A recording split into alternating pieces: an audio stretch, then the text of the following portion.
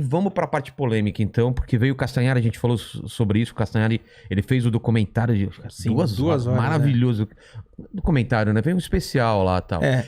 Eu achei muito incrível porque ele buscou ser o mais imparcial possível. Ele trouxe informações. Ele tem a opinião dele, ele falou aqui pra gente a opinião. Ele fala, mas ele tentou ser o mais imparcial. Achei legal isso daí. Ele mostra, cada um toma a sua decisão, mas ele tem a opinião dele e acredito que você tem a sua também. E eu não tenho a minha porque eu não assisti aquele... cara, eu não consegui assistir aquele negócio do HBO. Minha mulher assistiu comigo, falei, vou parar, cara, tá me fazendo tão mal, velho. Você conseguiu assistir? Você teve que assistir, né? Eu tive que assistir. Pra ter uma opinião, né? É isso que eu acho. Pra ter uma opinião, tem que assistir. Pra mim, assim que acabou, fiquei mal. Falei, porra, que bagulho... E assim, só que assistindo, eu já... De cara comecei a questionar coisas, sabe? Tem alguns lugares... Vamos falar desse especial, chama... Living Neverland. Living in Neverland? É Living Neverland. Tá. Né? Deixando Neverland. O cara que fez é um... Quem ele é um diretor tá. que não tem um histórico de cinema, nada. E são 2 caras que alegam, agora, depois dos 40 e poucos anos, que foram molestados quando criança. Esses 2 caras defenderam o Michael em momentos passados, quando eram crianças, e depois já aos 20 e poucos anos. Porque aquela primeira ocasião... O vídeo do Castanhari é perfeito. Se eu puder indicar um vídeo pra alguém assistir... A gente vai falar sobre isso, mas vão assistir esse vídeo depois, porque ele é... Porque senão eu vou prolongar num assunto que não... Mas o primeiro caso acontece em 93. Tá. E esses caras acabam defendendo o Michael. São peças fundamentais, junto com o Macaulay Culkin, com uma série de outros moleques. 10 anos depois, a mesma promotoria, o mesmo psicólogo, a mesma galera abre um novo caso. Dessa vez a lei é modificada.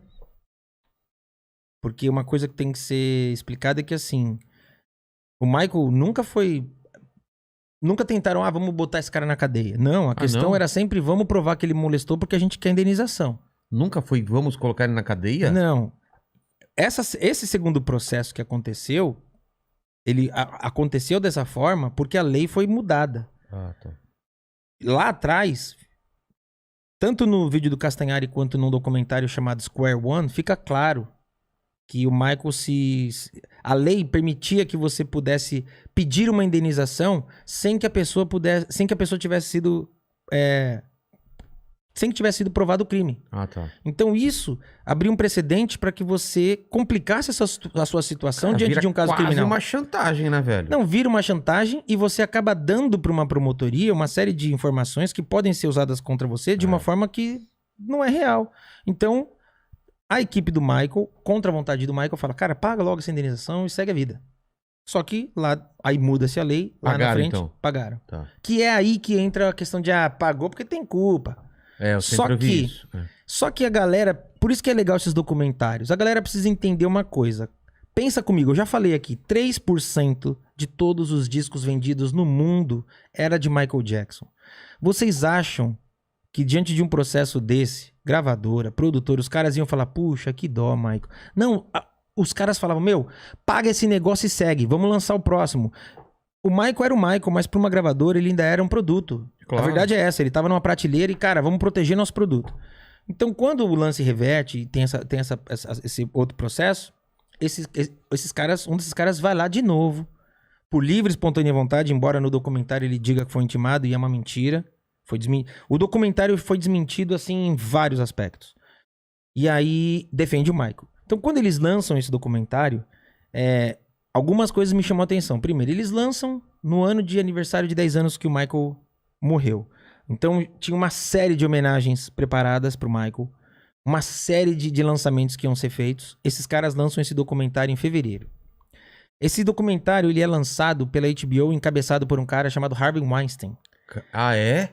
Já sabe quem é? Claro. Harvey Weinstein, antes de dar o rolo, né? Exato. Harvey Weinstein é tido hoje como o maior caso de assédio sexual da história dos Estados Unidos. Esse cara assediou todo mundo. E esse cara é o cara que, por trás da HBO e das relações com a Oprah, meio que dá um approach para esse documentário. Então, quando esse documentário é lançado e rola essa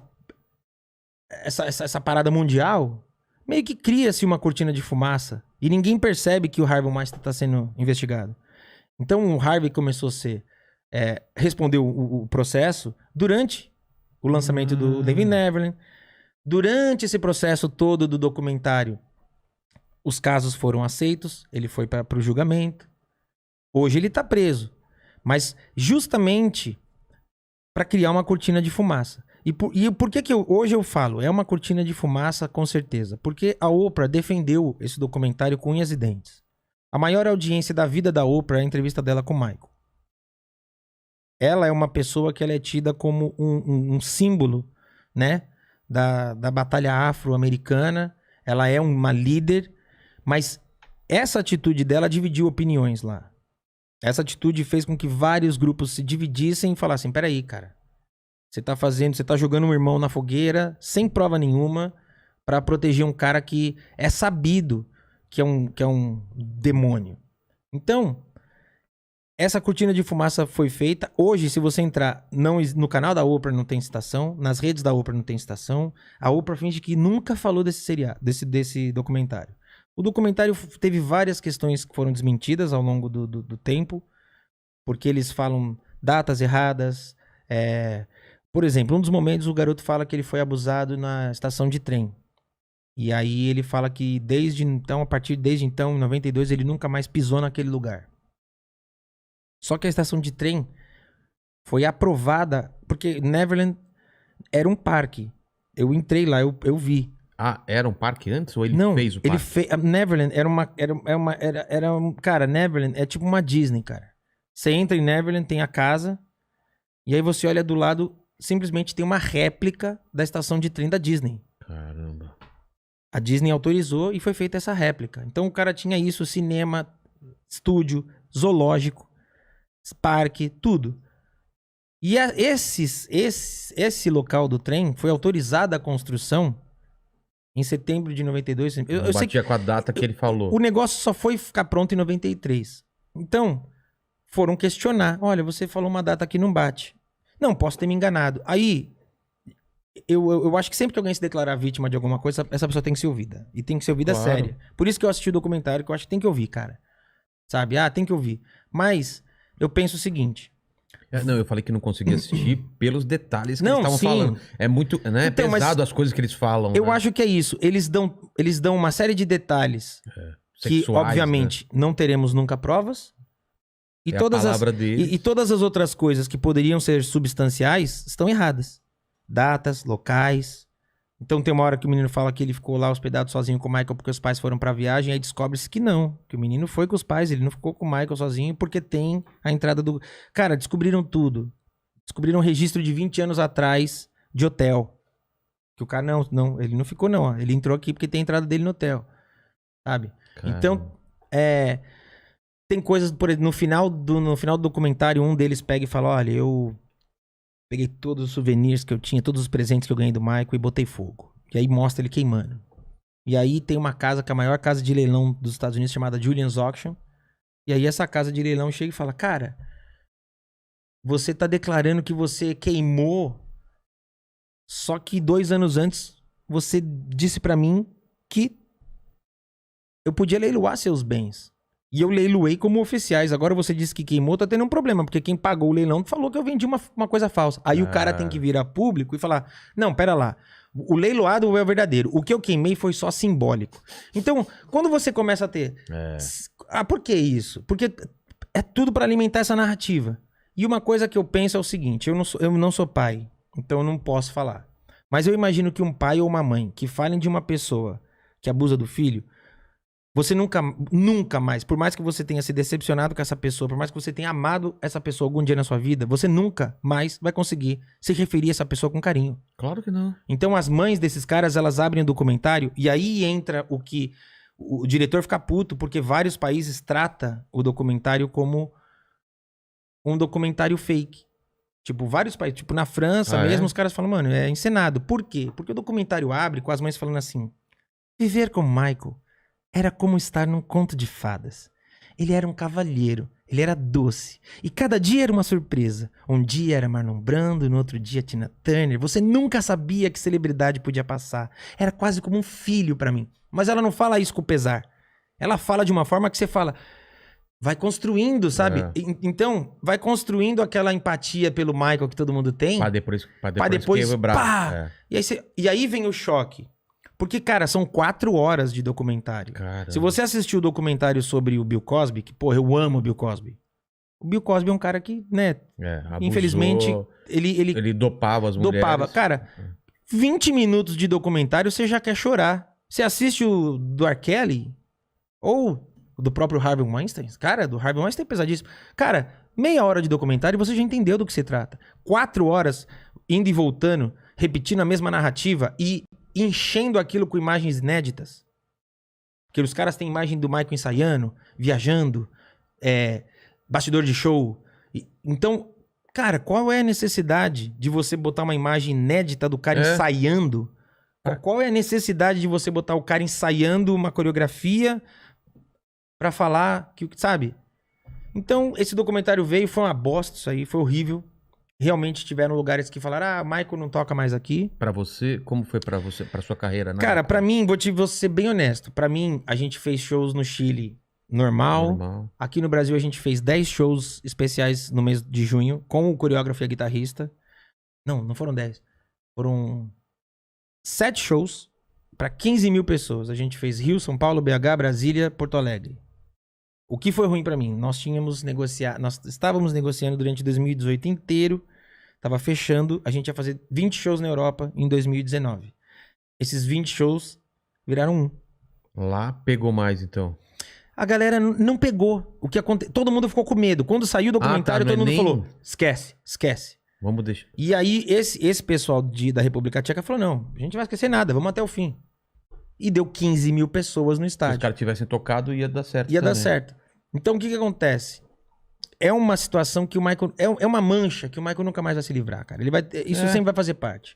Mas até porque não tá vivo e não tem mais ele pra explicar nada. O que acontece é que agora eles processaram o espólio, os caras, perderam, vão ter que pagar não só as custas dos advogados deles, mas do espólio.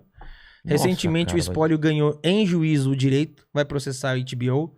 O processo é uma multa de 100 milhões de dólares. 100 milhões de dólares. Porque uma das maiores audiências da história da HBO é uma transmissão de um show do Michael.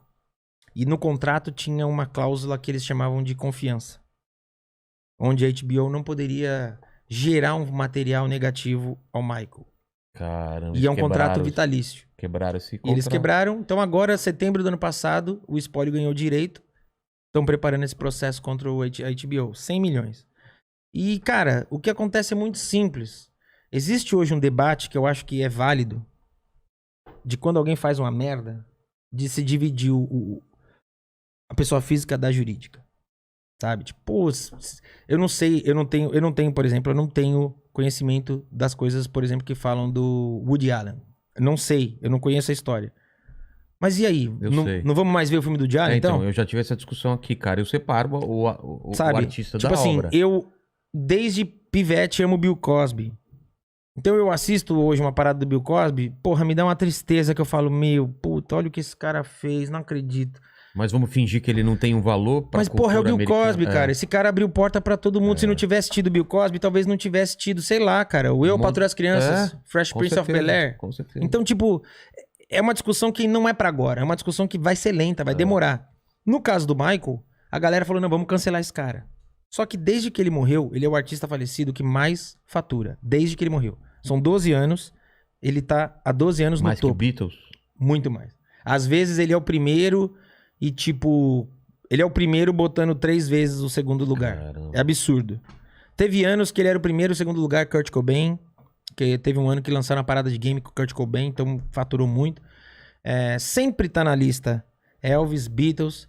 Beatles tem uma peculiaridade, porque cada vez que Beatles ganha, o Michael ganha. Ainda tá com ele? O catálogo ele teve dele. Que vender? Não, o catálogo é dele. Ah, eu achei que ele tinha vendido na época dos processos. Não, o maior catálogo do mundo é o Sony ATV.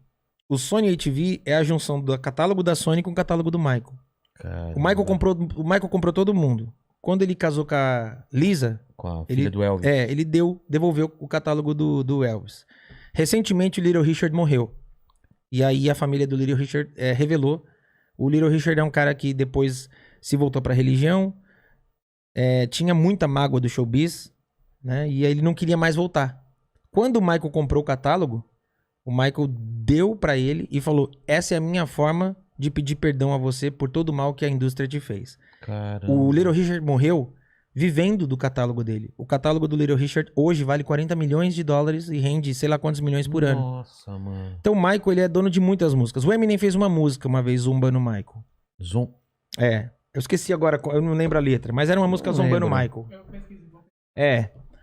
O Michael comprou a editora. Então cada vez que zombassem o Michael, uma parte daquilo é pra ele. Então o Michael... cara, é isso, entende? Nem sempre que eu comecei a falar desse lance dos catálogos e tudo mais. Não, a gente começou a falar do documentário. Sim, do documentário. Então é isso. Pra mim, me ferrou nessa questão. E aí o Michael, depois desse documentário, gerou essa situação de cancelamento. Só que desde o documentário, o Michael começou a ser mais ouvido do que antes. A ponto de, na última lista, o último fechamento que fizeram de artistas mais vendáveis do ano, Sim. Entre os 10 mais, não é entre os mortos, entre os 10 mais. Tá lá Drake, Taylor Swift, o 9º lugar é Michael. Caramba. Então, tipo, cara, é um cara que não vai ser cancelado, sabe? Porque a arte dele reverbera na Beyoncé, reverbera no The Weeknd, reverbera no Bruno Mars, reverbera em todo mundo. Então, é um cara que é muito grandioso. E é um cara que paga por uma coisa que, assim, eu sempre falo isso. Quando eu fui lá divulgar os shows que a gente vai fazer, eu tava lá na TV nervosão, o cara veio e perguntou: e aí, como é que lá é? Lá você fala onde? Nos Estados Unidos. Tá. Aí o cara falou: e aí, como é que é com esse documentário? Como é que você vê? Aí eu falei pra ele, cara, eu vejo da seguinte forma, o mundo inteiro tem o serviço de inteligência americana como a referência mundial. Michael Jackson foi investigado por 20 núcleos diferentes do FBI por 10 anos. E eles deram a investigação como sem rastros para o crime. Ele foi julgado, inocentado. Esses mesmos caras que fizeram esse documentário, quando eles tinham 9 e 11 anos, eles defenderam o Michael diante de psicólogos, delegados, promotores, juízes e advogados. E FBI. Então você quer me dizer que com 9 anos esses caras enganaram o sistema americano e agora eles estão falando a verdade? É. Porque se foi, ele enganou com 9, depois ele enganou com 25 e agora ele tá falando a verdade? Então vocês têm um sistema que é muito falho. Que o Michael morreu como um homem inocente e não há nada na justiça. Ele se foi como um homem inocente. Não há mais nada que a justiça possa fazer que altere isso. Aí os caras ficaram tipo... Caralho. E pra mim, a discussão é essa. Pra mim é isso. Ele tá aqui pra dar a palavra dele? Não. Os caras agora vão vir, cada vez é uma palavra, cada vez é uma versão. O próprio documentário perdeu força porque... Tem outros com outra visão? Não. Outro documentário? Não. Não, acusando? A favor? É. Foi lançado o Square One e eu sei que tá sendo produzido um que tá colhendo depoimento de muita gente. Muita gente. E eles... Não sei pra quando vai ser, mas eu sei que... Como eu fiquei com contato de Neverland, Sim. O cara que me recebeu é um querido.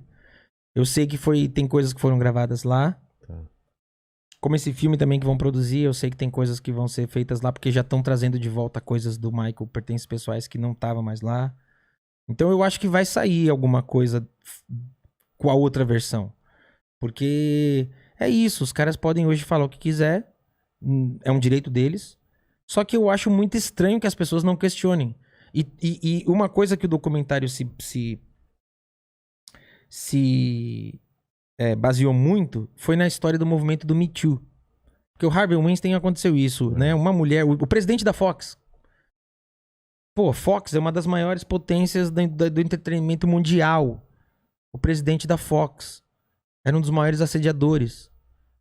Então, o movimento Me Too é um movimento que tem que ser respeitado porque uma mulher vem e fala que aconteceu e as outras se sentem representadas. Me Too, Me Too, Me Too, Me Too. O mesmo com todo tipo de abuso. No caso do documentário do Michael, eles falaram, podem aguardar.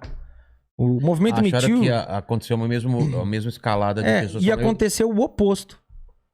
todo mundo que de alguma forma foi citado no documentário moveu também um processo contra eles, falando, olha, eu discordo, eu continuo defendendo o Michael e eu não faço parte disso. Então, tipo, por enquanto não ganhou força isso.